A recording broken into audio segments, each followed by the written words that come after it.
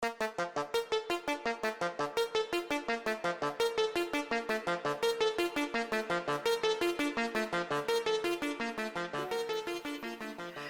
guys, Jess here. I have another story here for October Daily, and I am documenting tonight the family playing the Halloween or a Halloween version of Would You Rather, and I'll have a link to that below. I got it off Pinterest, and I was inspired by Sabrina Poole to document this story. So what I decided to do was print and cut out faces of us, of each one of us making, some sort of silly face. And I'm going to make little envelopes and stick our responses inside of the envelopes for the Would You Rather game. And so I removed the background from the photos using Canva, and now I'm taking some paper from, what is it? I think an older crate paper. Hello Pumpkin, maybe? No, it might not be that. I'm not really sure, but I can't remember. That might be what it is. I'm unsure. Anyways, a Halloween paper collection that's like a couple years old. And I'm just making my own pockets to stick the answers in here. And then I have the punch and stamp set from Stamping Up called Bewitched, and it's with the witch hats and the boots, and super cute, really fun, very easy. So I wanted to use that as well. So I cut out and colored witch hats for each one of us. And I've cut out a lot of the the boring content here and just giving you guys a quick overview of how I put this layout together. But there was a lot of cutting, a lot of folding, and a lot of taping. So the background paper is from, I think, the Ali Edwards Halloween collection this year, the black spider web.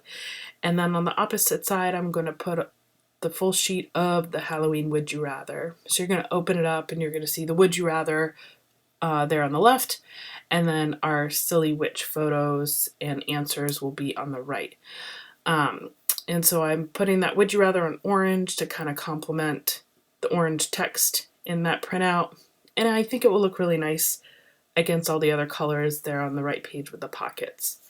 So the one mistake I did do here with the pockets is use ATG to tape them down. I should have out the gate just done red line, so you don't see it, but I had to go back and retape the pockets because ATG just was not heavy duty enough. The other thing I wish I would have done is that I think there were quite a few responses, like 12, I think, questions, so 12 answers to the questions, and I put them all on their own individual little strips, and the pockets I made weren't very deep, and so fitting all the answers inside the pockets, it made it really chunky, so I probably should have put an answer on either side of the strip of pattern paper, but you live and you learn, and I'm used to having a chunky album, so that's okay. But if you were going to make this same layout or something similar, I would recommend you doing that just to reduce the bulk a little bit. So we got the pockets on here. Now I'm putting on the witch hats to our photos. I've kind of paired each photo with a pattern pocket. And I did end up bumping the faces up with foam just to add a little bit more dimension. And every time I look at this, it makes me smile. I think it's just so funny. This idea just like popped into my head once I saw like the witch hat stamp set, and it just all came together. And it's just really fun, silly, and the Would You Rather game was super fun. I really encourage you bringing that out and having all your family members answer. It'll be kind of fun to go back over the years and look back and see how you responded.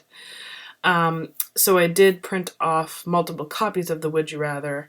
And again, I'm going to save you from watching all of this, but I trimmed them all down, and attached them to different pieces of pattern paper. And those are what's going to be stuck inside the pocket. So each person's corresponding answers is going to be in their respective pockets behind their photos.